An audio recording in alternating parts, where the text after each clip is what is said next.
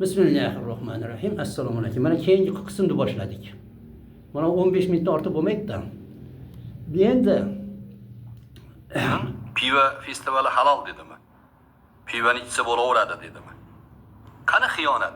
Isbotini so'rasangiz bundan javob berish mas'uliyati yo'q-da. Qo'lga tushmayman, xohlang. mana men senga javob beraman. Og'zingga eshak suygur xiyonatligini. U qo'li bilan qaytarish kerak bo'lmasa, tili bilan qaytarish kerak edi. Lekin aytayapman, kelgan joyiga borib tayyorlanib turibdi. Job bo'lmasa ketaveraman deb. Vazifasi nima edi? Mana 2200 ta nimani to'ng'izni. Ularni o'sha mehrobga qo'yganda, bu to'ng'izlarni qo'yganda bular shunaqa mahalda pisib turadi. Musulmonlar haqiqatni gapirganda o'shalarni yomonlab beradi bular. Xalq bularni iblis iymon deydi, aslida u iblisligini bilmaydi, iblisligini deb ushab turibdi. Kerak mahalda itlarni qo'yib yuboradi-ku, vovullab chiqib keladi. Mana hozir bular chiqib gapira olmayapti. Bitta sen gandonni shu qo'yibdi, sen gandon seni ishlatishyapti-da. Haligi eshakni mana bu bir aytayapman-ku. Yuking ko'p bo'lsa, qiynalasan ko'tarib ketgan. Eshaging bo'lsa, ortib olsang, sen 5 barobar, sendan 5 barobar ortiq yukni ko'tarib bemalol olib borib beradi. O'sha eshak hozir sen bo'lding. O'sha domlalar o'zidagi mas'uliyatni hammasini seni yelkangga ortdi. Sen eshak, mana eshaklikka hanqarab ketyapsan. Mana u haqni nohaq deyapsan, nohaqni haq deyapsan. Lekin odamlarning hozir ko'zi ochilib qolgan. Seni ko'tligini ham bilib qolishgan. Ovora bo'lma, nima deb. Sen hozir mana bu keyin gapiraman men senga hozirmi? Ham tuhmatdan qilaveraman. Baribir ushlamaysanlar-ku. Fransiyaga kelsang ham qochib ketaman. Boshqa odam mana qaranglarda. Fransiyaga borib nima qilaman degdi, kaltaydi deb qochdi. Buni million odam ko'rdi.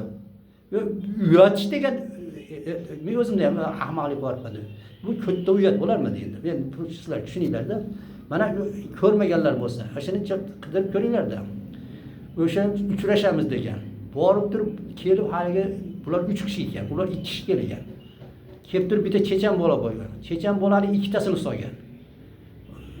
Endi ular ham hali urushib qolgan bo'lib, urushib qopti-da endi. Bu Ibrohim kelib bitta urganda уже haligi raketani singari qochdi. O'shani qazisanglar turibdi. Endi shu yerda Fransiyaga bordi deb yana turganini qarang. Keyin bu chiqib olib uchrashdik deydi. Ikkita o'zbek keldi deydi, keyin chechan keldi deydi. Darrov nimaga ariza yozib politsiyaga olib kiribdi. Olib kirib qarasa endi bir yerda ko'kargan emas, boshqa emas. Lekin aytdi, qani seni nima qildi? Hech narsa qilmabdi, qo'yib yubordi. Endi Fransiyaga borganda men o'rnimga deydigan tip-ku bu, nusxa-ku. Bo'lib o'tgan bu suhbat kunimizdagi xoin imomlarning xiyonatini yuzaga chiqardi. Endi imomlar xoin deb seni aytiladi. Isming yo'q, jisming yo'q, ismi yo'q, jismi yo'q ekan. Lekin mana ifloslarning ismi bor, jismi bor. Lekin qani dinga qilgan xizmati? Faqat dinga qarshi ishlayapti, tog'utga ishlayapti. Sen ham tog'utga ishlab hozir aytding, pivani ichsa bo'laveradi deding. Buni agar o'sha odamlar nima desanglar, agar nima qilsanglar, bilmoqchi bo'lsanglar, birinchi qismni qaranglar. Ichsa bo'ladi deb aytdi. O'sha svetskiy odamlar deb. Tabing yo'q, kimliging noma'lum. Qanaqasi noma'lum? Xizmatini qilyapti. Kuniga 5 vaqt namozini o'qib beryapti xalqni.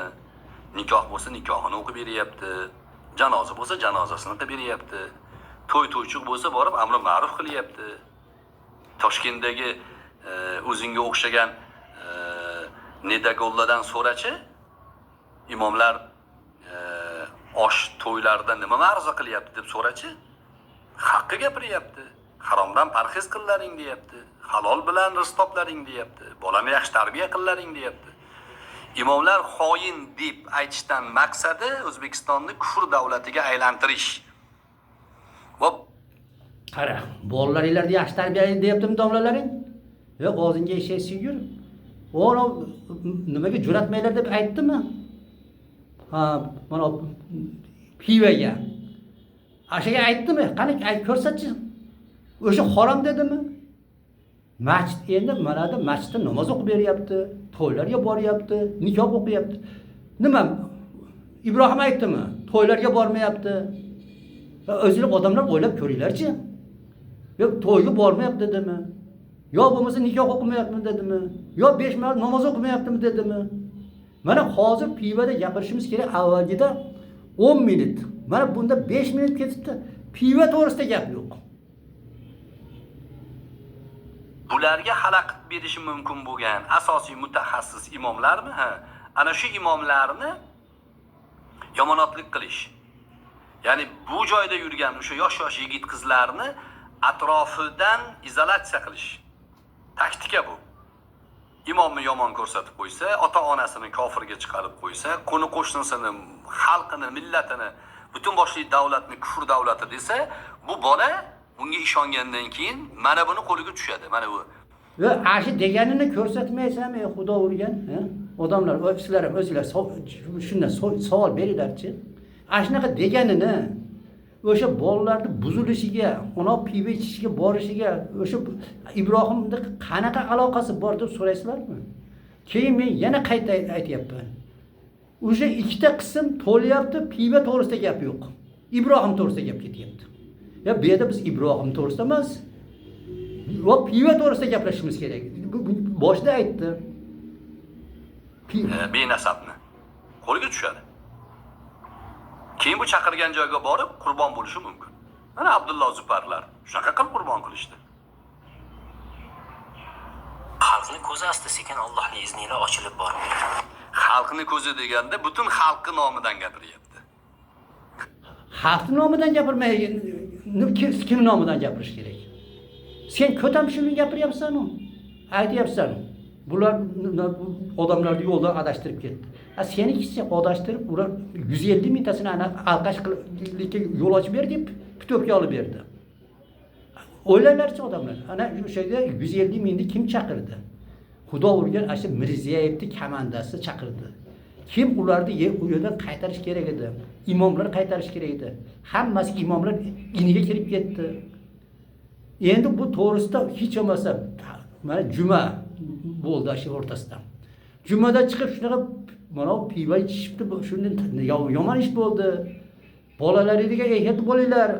O'sha yerga bormasin deb domlalar aytdimi? Yo'q. Nimaga? Ular axir o'zi aytayapman, to'ng'izlar. Bular shu jannatga yaqin ham borishmaydi bular. Val asr surasida aytgan.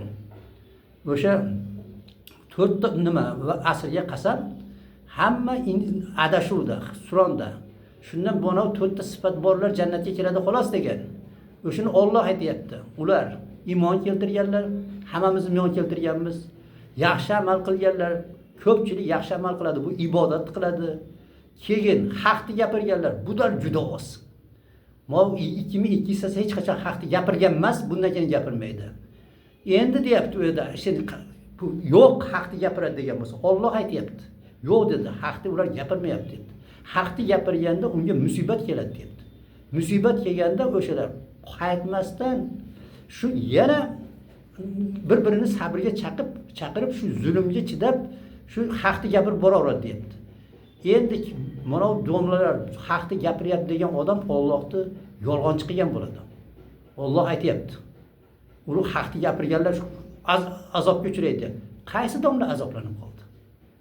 Haqni gapirganlar qochib ketsa, boshqadan mana Turkiyadan ushlab kelishyapti. Bu domlalar hali cho'chqani yaxshi baqatda nimada so'ygani. Ashuna qilib cho'chqa baqanday baqyapti. Hali bir nimada ko'rsatuvda multfilmda nimada, ha. Bitta yerda eshak bor ekan, cho'chqa bor ekan. Eshak ishlayverar ekan, ozgina ovqat berar ekan. Cho'chqani rosa baqyapti. Haligindan eshak nima xafa. Narigi hayvonlarga bu qanaqa adolat? Bu dedi, men shuncha ishlasam, bu menga ovqatni oz beradi, bunga ko'p beradi. Sen to'xta, sen xafa bo'lma dedi. Ozgina kutib turgin, hali cho'chqa semiribdi. Semirgan ekan ashini so'yib olib ketibdi. Ko'rdingmi debdi. Bu domlalar ham ashtaqa cho'chqalar. Faqat ularni bu yerda so'ymaydi. Qiyomatda so'yiladi ular. Xalqning ko'zi ochilyapti. Senga itini bermaydi xalq. So'rasang hozir qarzga so'rab ko'r. Senga itini bermaydi. Yo'q, itini emas, senga Kemirib bermaydi odamlar. Qanaqa qilib senga ergashib ko'zi ochiladi? Xo'sh, ana endi so'zlarimni sizlarning savollaringizga javob berishdan boshlasam. Eshitamiz. Bundan avval esa ichingizda sizlarning ba'zilarsiz unga ergashadigan, boshiga ko'tar qiladigan bir saroy mullasi bor. Bu saroy mullasining da'vosi bo'yicha ichida ba'zi Eshitamiz dedi-yu, eshitamiz dedi-yu, qani eshitamiz, qani? Men aytyapti, menga ba'zilar ergashar ekan. Boshiga ko'tar qilar ekan. Birinchidan boshiga ko'tar qilmaydi. Samimiy bo'lganimiz uchun tengdoshimga do'stdek, yoshim kichkinaga akadek, yoshi kattaga ukadek munosabatda bo'lganim uchun xalq yaxshi ko'radi. Aksariyati. Senga o'xshagan valati zinolar meni yaxshi ko'rmasligi aniq, uni bilaman. Qarang, valati zino deyapti. Shunga bitta hujjati bormi? Valati zino deb tuhmat qilish eng iflos odamning nimasi. Bir endi bu aytyapti-yu, sen mas'uliyating yo'q, qochib ketaverasan deb. Mana o'zi qochib ketadi. Mana shu bitta narsani isbotlab bera oladimi shu? Valati zino deyapti. Sen birovni nima qiladigan bo'lsang, gapirsang, uni kofir desang, kofirlik xislati yo'q bo'lsa, senga o'zingga qaytadi deyapti. Bu valati zino bo'lishi mumkin. Mana o'sha Ibrohimda hech qanday hujjatsiz shunaqa deyapti. O'sha enasini yutkizib qo'yganda avvalo shunda tug'ilib qolgan ham bo'lishi mumkin. Yo bo'lmasa deganda iblisdan qochib qolgan ham bo'lishi mumkin. Ko'p nima o'zini aytgandek. Valati zino deb qarang. Qani odamlar ichinglarda shuni bir nimada kommentariyada yozibdilar shunga bu to'g'ri aytdi deb yo noto'g'ri deb. Qaranglar. Ayrim deb qo'yadi. Ergashganlar. men diniy idora vakili bilan o'rtamizda bo'lib o'tgan suhbatni yozib olishim omonatimiz. Qanaqasiga omonat bo'lsin? Birinchidan, diniy idoraning qo'ng'iroq raqamlari butun olamga oshkor qilingan. Dalilni qarang. Mana shu diniy idora bilan bo'lgan suhbatdagi gapni yozib olishim omonat emish, deyapti. Yo yozib olishingni omonat demayapti. Men masalan, tarqatishingni omonat deyapman. Omonatga xiyonat qilganing yozib olding, yozganingni aytding va aytganingda qarshingda turgan ahli ilm omonat bu dedi. Omonat degan narsa bor dedi. Yozib olgan taqdiringda ham tarqatishlikda so'rashing kerak ruxsatini. Yo'q, Xudo urgan omonat ikki kishining o'rtasida bo'ladi. Gaplashyapti. Endi bu nimani din mana o domlalarning gapini gapirganda biz uni yetkazishimiz kerak. Mana domla monaqa dedi. Eshtinglar. Domla biladi. Bo'lmasa domlaning ma'ruzalari bor-ku. Hammasi chiqyapti-yu mana YouTube'da. Va u omonat bo'lmay turibdi-yu. Endi omonat deyotganda bu yerda omonat o'ziniki. U domla u yerga turgandagi u nima mas'ul odam. Bu savol bergandan keyin javob berdi. Javobini bu elga yetkazdi. Endi dalilni qarang. Diniy idora o'zini telefon raqamini butun dunyoga e'lon qilib qo'ygan bo'lsa, deyapti. E'lon qilib qo'ygani, senga omonat shu gapni seni o'zing uchun aytayapman, mana shu masalada, boshqaga aytma desa, har diniy idoraning telefonlari tashqarida yozilgan u tarqatsa bo'laveradi deya olmaysan.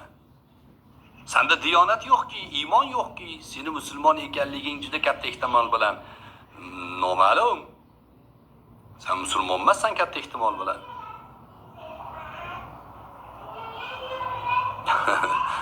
Dalilni ya'ni to'g'ri keltirmayapti. Axir diniy idorada o'zi bitta savol bergandi menga. Men mana to'xtatishim kerak. Toifasi bormi?